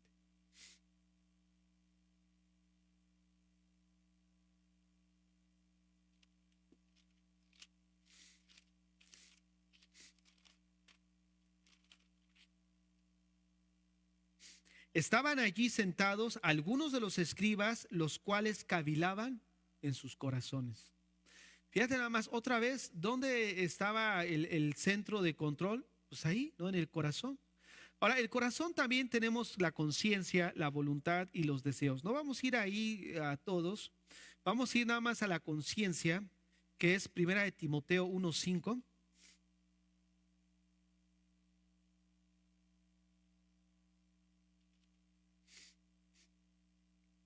Pues el propósito de este mandamiento es el amor nacido de corazón limpio y de buena conciencia y de fe no fingida. Qué importante es en todo momento tener una buena conciencia. Pero aquí es importante ver que el propósito de este mandamiento, ¿cuál mandamiento? Pues le rogó que se quedara en Éfeso. ¿Por qué? Porque había falsos maestros y el asunto era tener una conciencia limpia delante de Dios. ¿Sabes qué? Que las cosas se hicieran de una manera, pues, como a Dios le agrada. Pasemos a Tito 1:5. Por esta causa te dejé en Creta, 1:15, perdón. Todas las cosas son puras para los puros, mas para los corruptos e incrédulos nada les es puro, pues hasta su mente y su conciencia, ¿qué dice? Están corrompidas. Fíjate nada más. Bueno, en Hebreos 10:22 ya nos muestra que nuestras conciencias son lavadas por medio del sacrificio del Señor. Hebreos 10:22. Acerquémonos con corazón sincero, en plena certidumbre de fe, purificados los corazones de mala conciencia y lavados los cuerpos con agua pura. Ahora bien, ¿cómo podemos entonces manifestar un buen fruto? Purificando nuestro corazón, cambiando nuestra manera de pensar como lo que hemos visto. ¿Cómo nacimos todos? Según lo que hemos visto al inicio, con nuestra naturaleza caída. ¿Qué necesitamos? Un cambio de corazón, donde va implícito los pensamientos, los deseos, la conciencia y obviamente la voluntad. Ahora bien, avancemos, porque si no. Ya vimos que el problema del hombre se ubica ¿dónde? se ubica en el corazón, ¿no es cierto? Ahora bien, ¿qué es lo que hay en ese corazón? ¿Qué es lo que hay en el corazón? ¿Qué es lo que ocupa el corazón? Lo que ocupa el corazón es adoración. Pero no solamente adoración a Dios, adoración también para cualquier cosa, sea el hombre o sea cualquier cosa.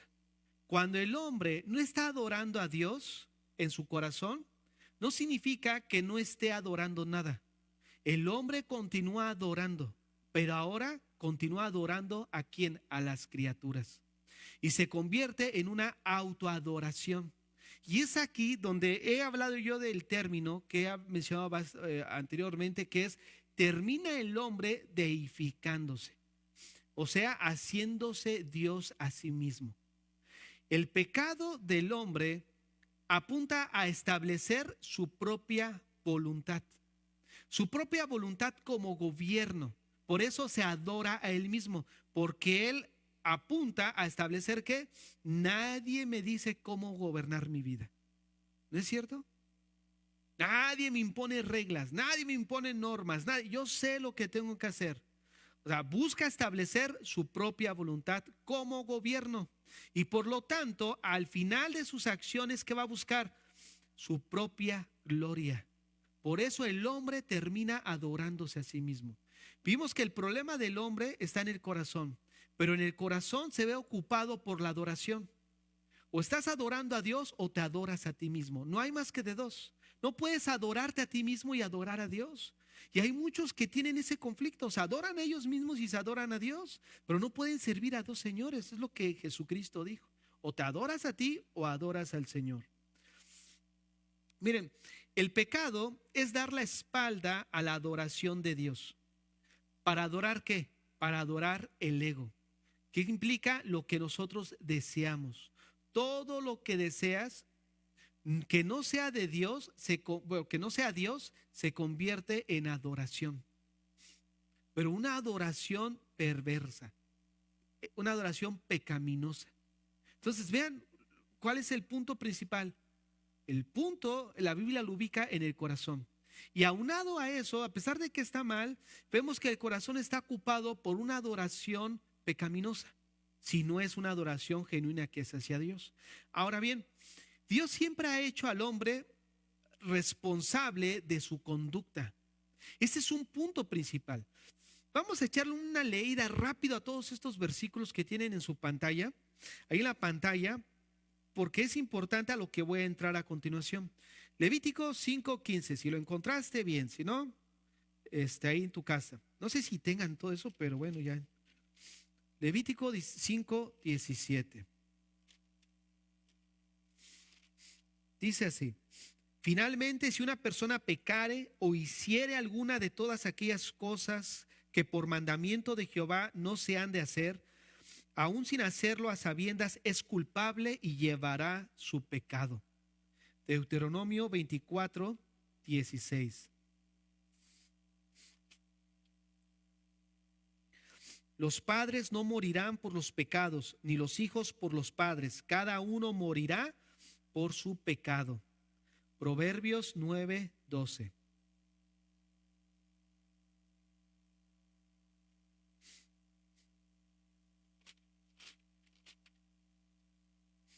Si fueres sabio, para ti lo serás, y si fueres escarnecedor, pagarás tú solo.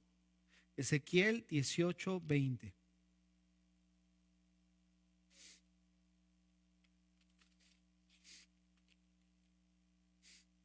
El alma que pecare, esa morirá. El hijo no llevará el pecado del padre, ni el padre llevará el pecado del hijo.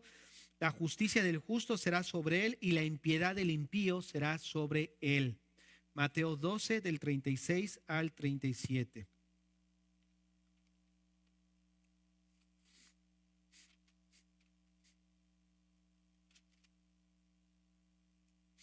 Mas yo os digo que de toda palabra ociosa que hablen los hombres, de ella darán cuenta en el día del juicio, porque por sus palabras serás justificado y por tus palabras serás condenado.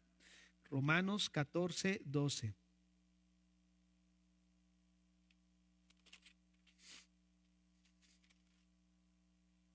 de manera que cada uno de nosotros dará a Dios cuenta de sí. Segunda a los Corintios, capítulo 5, verso 10. Porque es necesario que todos nosotros comparezcamos ante el tribunal de Cristo, para que cada uno reciba según lo que haya hecho mientras estaba en el cuerpo, sea bueno o sea malo. Ahora, ¿cuál es la intención de haber leído todos estos textos? Bueno, pues que todos estos se caracterizan por algo específicamente. ¿Cuál es? Dios responsabiliza al hombre de sus actos, de sus acciones. ¿Quién es el responsable de que tú hayas pecado? Tú. ¿Quién es el responsable de que hayas cometido pecado? Tú. Exacto. O sea, nosotros somos los responsables. No podemos evadir la culpa. Ahora, ¿qué hacemos entonces con los que llamándose cristianos, y vuelvo a mencionar, puede que sean cristianos genuinamente, o mejor dicho, hablando de cristianos genuinos, manifiesten una conducta pecaminosa o un problema psicológico? Los mandamos a los profesionales que estudian el comportamiento, los mandamos a los que estudian la conducta del hombre. ¿Qué hacemos con ellos? Ahora, miren, la situación de esto es que en la actualidad el pecado se está redefiniendo. ¿Cómo se está redefiniendo? Pues ahora resulta que el pecador se mira como una víctima sin responsabilidad de sus acciones. ¿Y saben qué nos llevó a ver la serie de Apocalipsis del domingo, las 7 iglesias del Apocalipsis? Esto que se está metiendo a la iglesia. Cristianos que día a día están evadiendo de su responsabilidad, echándole la culpa a los otros, sin considerar su corazón. Y es por eso que ahora se redefine el pecado como una enfermedad, se redefine y se busca victimizar al pecador, responsabilizando a otros de sus acciones. ¿Cómo se redefine el pecado? Pues ahora se le llama enfermedad. Es por eso que la gente piensa que se necesita terapias y no arrepentimiento. El creyente no necesita terapias, necesita arrepentimiento, volverse a Dios, cambiar su manera de pensar, buscar corregir esa actitud en su corazón. ¿Qué pasa cuando al creyente se le canaliza, por ejemplo, con el psicólogo? Pues el psicólogo va a hacer un psicoanálisis para ubicar la responsabilidad, o mejor dicho, para ubicar a quién responsabilizar por la conducta del paciente. No, es que tú a la larga fuiste por causa de este desorden que sucedió en tu hogar. Ahora, con esto no quiero decir que no influya el ambiente en donde se crezca. Hay una influencia, pero al final esa vida pecaminosa se fue desarrollando. ¿Por qué? ¿Por dónde está? ¿Dónde presenta Dios la causa? El corazón del hombre. Es Él. Miren, por ejemplo, Sigmund Freud, que es considerado el padre de la psicología moderna, fue un humanista incrédulo que él urdió. ¿A qué me refiero con esto? Que él preparó el terreno para que la psicología fuera el sustituto de la religión. ¿Saben qué? Pues vamos a terminar con la religión poniendo la psicología. ¿Por qué vienen a la iglesia? ¿O por qué llegamos a la iglesia? Porque teníamos un problema, ¿no es cierto? Nos sentíamos mal, había conflicto. Bueno, pues entonces vamos a sustituir por psicólogos, personas especializadas en el comportamiento del hombre para que los organicen, ¿no? Para que los alineen. Ahora, ¿quién determina el comportamiento del hombre? ¿El hombre o Dios? Dios. ¿Qué significa la palabra psicología? Literalmente, el estudio del alma. Eso significa psicología, literalmente el estudio del alma. Ahora yo pregunto, ¿un verdadero estudio del alma lo puede hacer los incrédulos? ¿Lo pueden hacer los incrédulos? Ahora, esto es obvio que no. ¿Por qué? Porque solo nosotros los cristianos contamos con los recursos para comprender la naturaleza del alma y cómo se transforma. Solo nosotros. Jesucristo dijo, ustedes son la luz del mundo. yo, tú. ¿Cómo? No es que tú seas un faro así, ¿no? Ya les digo, se sobreevalúan mucho en su autoestima. No, sino que somos portadores de la luz del evangelio. Entonces somos la luz llevamos a Cristo. Entonces es algo que esas personas no tienen, los incrédulos. No, ellos no tienen, por eso hablábamos hace rato de que estas cosas, hace rato les decía acerca de cuando Pablo menciona a los corintios que nuestras armas no son carnales. O sea, ¿qué quiere decir? ¿Que vamos a llevarlos con los especialistas? No. ¿Cuáles son las armas que Dios estableció para nosotros para ordenar el comportamiento del hombre? ¿La ciencia? ¿Los psicólogos? Sigmund Freud, ni ellos mismos se ponen de acuerdo. ¿Ustedes sabían que los psicólogos no tienen un patrón definido para resolver ciertos conflictos de las personas? O sea, no hay un común denominador entre ellos. Unos toman a Sigmund Freud, otros toman a otra persona, pero no hay. O sea, no es que vayas con un psicólogo y te va a decir lo mismo que el otro, no. ¿De acuerdo a qué? Al mismo entendimiento de ellos. Ellos interpretan también. Fíjate nada más la cosa. Entonces, una de las cosas que nosotros necesitamos observar es que nosotros como cristianos sí podemos o contamos con los recursos para comprender la naturaleza del alma. ¿Por qué? Porque el problema es espiritual. Y esto es algo que ha sido revelado a nosotros a través de su palabra. Es por eso que una de las cosas que nosotros debemos aplicar en la Biblia, que en la vida, en la iglesia, que es la consejería bíblica. Los que estuvieron ahí en el curso de hermenéutica, en la primera, segunda clase, yo hablé de esto, de la consejería bíblica. ¿Qué es la consejería bíblica? La consejería bíblica discierne los pensamientos, los deseos y el comportamiento que Dios quiere cambiar. Viene el hermanito, hermano, una consejería, así como no.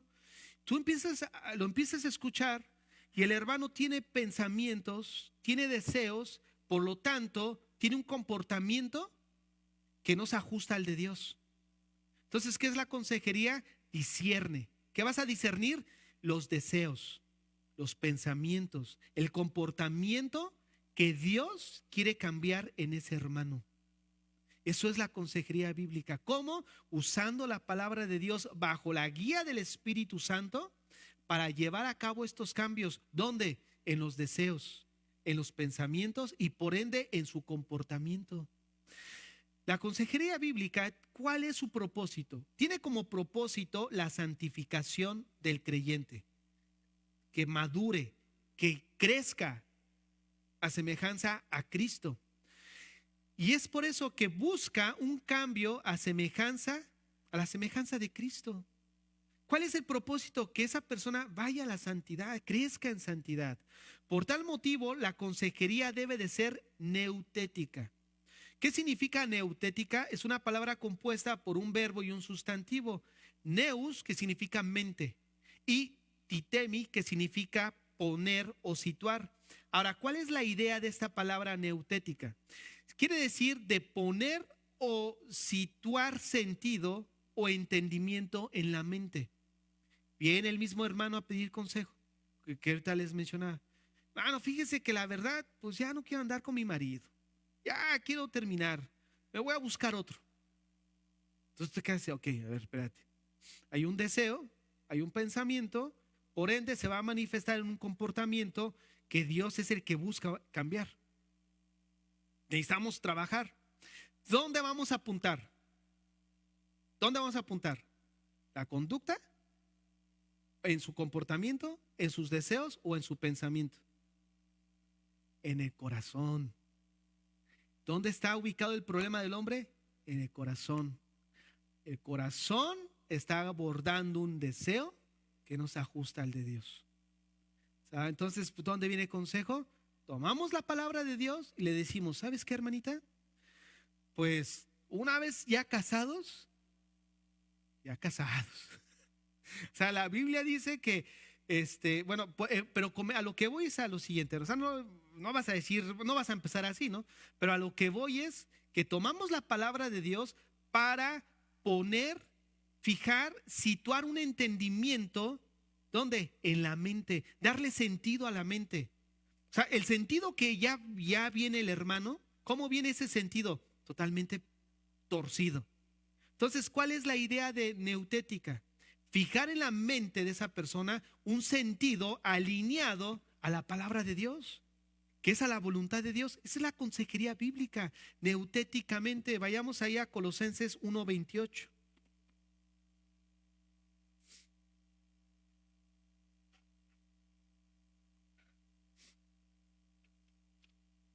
El problema de aquí es, puede haber dos. Uno, pues probablemente que el consejero necesitaría prepararse más en el estudio de la palabra, herramientas. O dos, que el aconsejado no reciba el consejo. ¿Por qué? Porque no se ajusta a sus deseos, no se ajusta a sus pensamientos y obviamente no se ajusta a un comportamiento que acaba ¿qué? Queriendo. Por lo tanto, dijimos que el problema está en el corazón, pero ¿qué hay en el corazón? Adoración. Hay una adoración hacia él mismo. Hay una adoración. O ese corazón está adorando a Dios o se está adorando a sí mismo. ¿Qué está haciendo esa persona en ese momento? Se está adorando a sí mismo. Está anteponiendo sus deseos y su enfoque ya no es Jesucristo, sino su enfoque, ¿cuál es? Soy yo. Entonces, si tomo un enfoque basado en el yo, voy encaminado hacia un mal fruto, que obviamente es un comportamiento desalineado. Vean 1:28.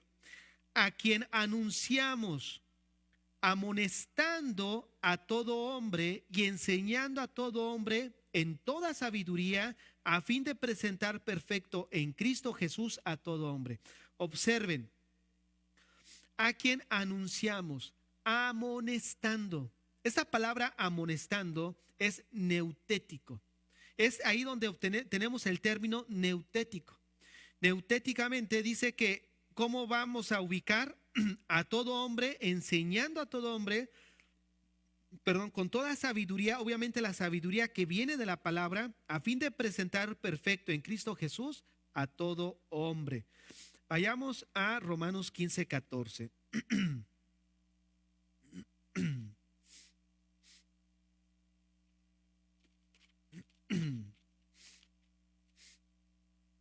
Pero estoy seguro de vosotros, hermanos míos, escucha, de que vosotros mismos estáis llenos de bondad, llenos de todo conocimiento, de tal manera que podéis amonestaros los unos a los otros.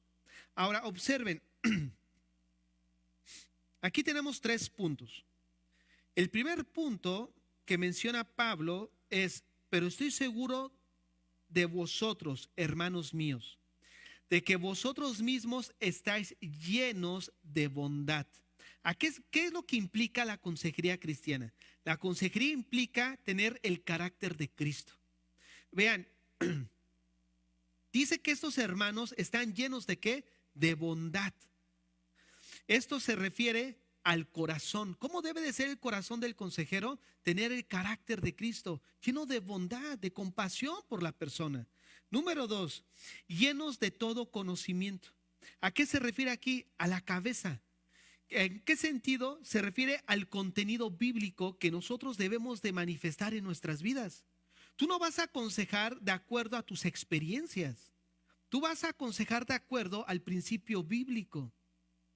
¿Por qué? Porque si aconsejas en base a tus experiencias, ¿tu experiencia qué? Tu experiencia no es mayor que la del otro hermano o la del otro hermano.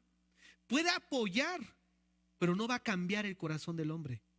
Porque lo que cambia el corazón del hombre solamente es la palabra. Tú puedes decir a tus hijos en base a tu experiencia, pero nunca vas a cambiar el corazón de tus hijos.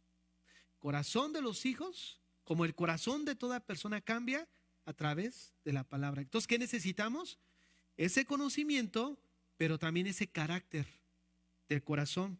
Y dice ahí, llenos de conocimiento de tal manera, escucha, que podéis. Esta palabra podéis obviamente se refiere a la competencia que nosotros debemos de tener para aconsejar.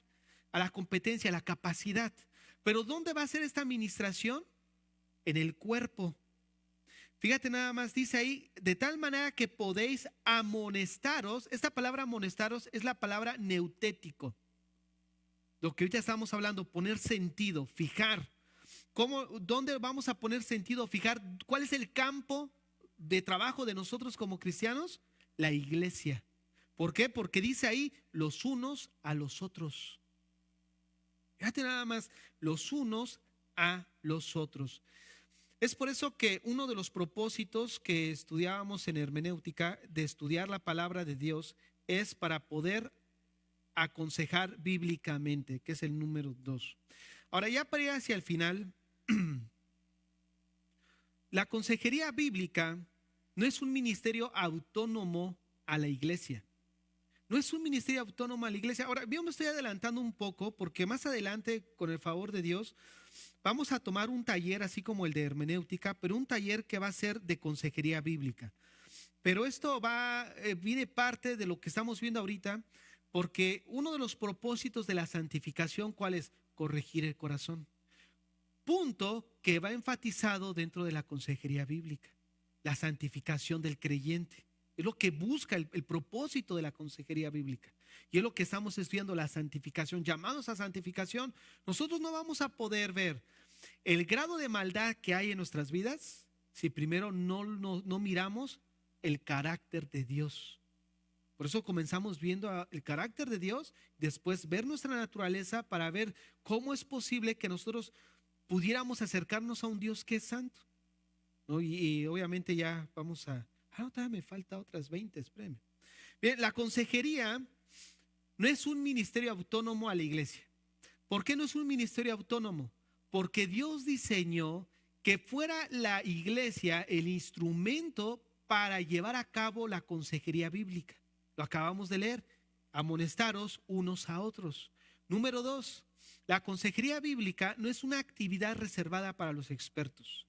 Vamos a canalizarlo a fulanito. ¿Sabes qué lo va a decir aquel? Ámate a ti mismo. Tú necesitas amarte para amar a los demás. Miren, me ha tocado aconsejar a algunos hermanos que lamentablemente fueron con el psicólogo, y cuando tú escuchas lo que les dice, obviamente todo eso violenta principios bíblicos. Y tú le dices, oye, pero la Biblia dice esto, ¿cómo es posible que...? No, pero es cristiano. Nada más porque tengo lentes, si no le haría así. Ok, déjame respirar. Fíjate nada más, no se trata de una actividad reservada para los expertos. ¿Para quiénes? Para nosotros.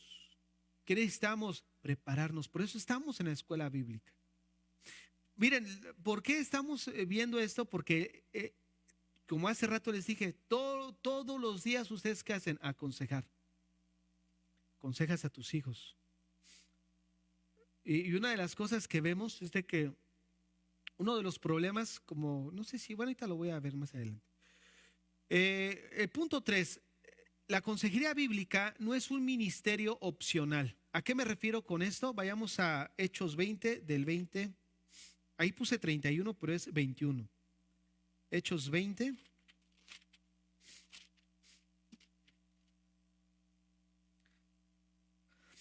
Y como nada que fuese útil, he rehuido de anunciaros y enseñaros públicamente y por las casas, testificando a judíos y a gentiles acerca del arrepentimiento para con Dios y de la fe en Jesucristo, Señor nuestro. Quiero que veamos algo. Miren, aquí, ¿cuál es el ministerio? La predicación, cuando dice aquí enseñaros públicamente, se refiere a la predicación pública.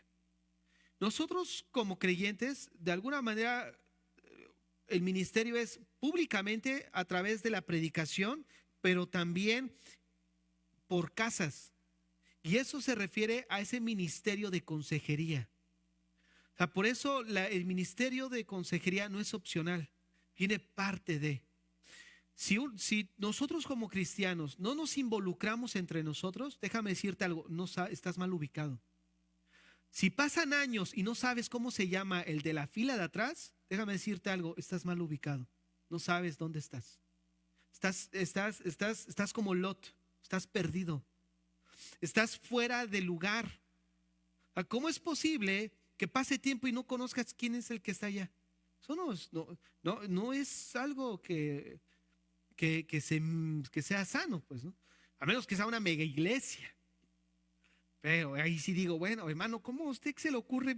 Son como 4,000, 5,000. Ni los conozco. Pero sí me entienden, ¿no? Ahora bien, la consejería bíblica no es una entidad separada del discipulado. ¿A qué me refiero con esto? Miren, cuando viene una persona a la iglesia o cuando tú estás discipulando a alguien, ¿qué es lo que le enseñamos? Dijo Jesús, enséñele a que guarden todo lo que les he mandado. O sea, les enseñamos doctrina, les enseñamos el carácter de Dios. Pero después de eso, ¿qué pasa? Llega el momento de que esa persona a la que estamos discipulando y está siendo alimentada con la palabra a través de doctrina, a través del conocimiento de Dios, del carácter de Dios, pero esa persona llega a presentar después conflictos personales. Entonces, la consejería no está separada del discipulado, porque una vez que tú lo estás discipulando, ahora también necesitas aconsejarlo en su vida íntima, en su vida interior, con esos conflictos con los que está peleando. Entonces, no es la consejería bíblica algo separado del discipulado. Y en último lugar, en esto que estamos viendo, que la consejería no es una actividad insensible o indiferente. Ahí en Santiago 2, del 15 al 17, dice, oye, si ves a tu hermano en necesidad, no le digas, bueno, pues ay, que te vaya bien y nos vemos. No, o sea, eso implica que no debe ser insensible, o sea, no podemos manifestar una actitud total de indiferencia.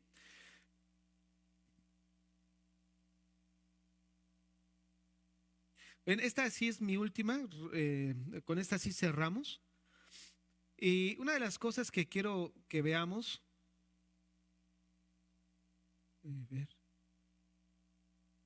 es que un conocimiento correcto de nosotros solamente proviene de un conocimiento correcto de Dios.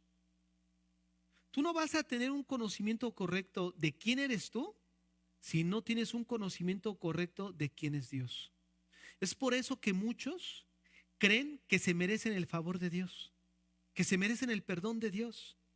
Obviamente no tienen un conocimiento correcto de ellos porque no tienen un conocimiento de quién es Dios. ¿Tú crees que Dios os va a perdonar? Porque solamente es amor, algo que ya vimos en todo el módulo 1. No. Entonces, al ver nuestra condición, nosotros entendemos que si Dios mismo no nos salva, nosotros no pudiéramos hacer nada a nuestro alcance para alcanzar esta salvación. La salvación que Dios trae a nuestras vidas es algo hecho por Dios mismo. Y esta salvación implica justificación, regeneración y santificación. Ahora, una vez que hemos visto que el hombre requiere ser santo para acercarse a Dios y que ahora ya tiene sentido para nosotros, por eso cuando alguien nos dice, ¿qué? ¿A poco tú sí muy santo? ¿Qué le van a decir? Sí. ¿Por qué? Porque somos santos.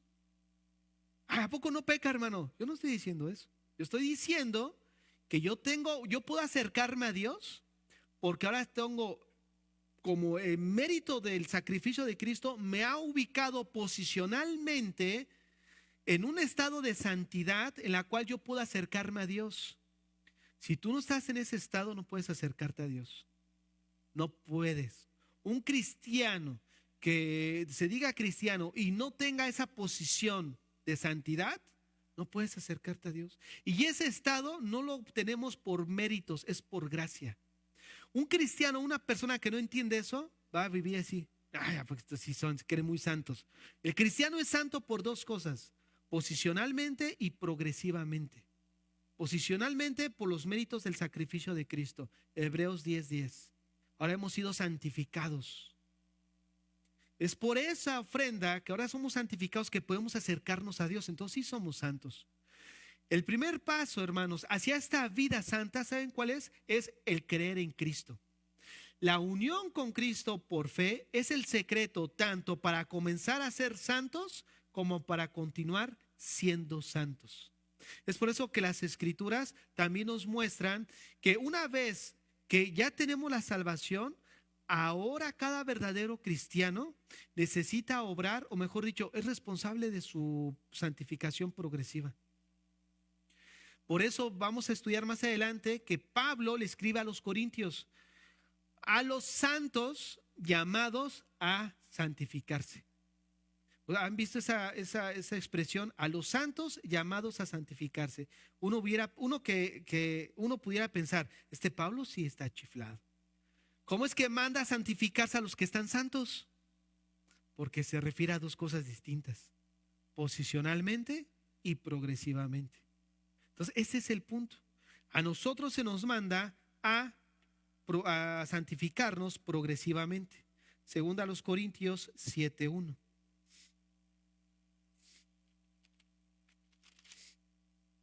Así que, amados, puesto que tenemos tales promesas, limpiémonos de toda contaminación de carne y de espíritu, perfeccionando la santidad en el temor de Dios. Entonces, ¿quién va a hacer la obra de limpiarnos? Pues nosotros. ¿Cómo? Apartarnos de la carne. Como Pablo dijo, andamos en la carne, pero no militamos según la carne.